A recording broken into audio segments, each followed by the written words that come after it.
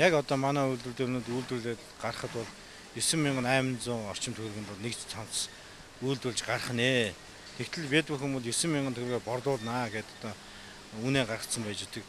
Яг одоо энэ цамцыг бидний худалдаж явж байгаа даавны үйлдвэр маань өнөөдөр Английн зах зээл дээр сургуулийн сурагчдын дүрм төвчсөн үйлдвэрлэдэг Эланд гэж одоо фирм ба брэнд байгаа.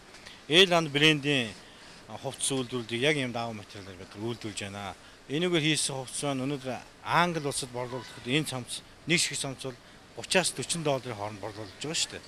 Энэ ажлыг одоо хийгээд төслөө боловсруулаад явж байхад бол $1 долларын ханш бол тэр үед бага байлаа. Жишээлбэл тэр тухайн үед бол төгрөгийн $-тай харьцаа бол 210 төгрөг байсан.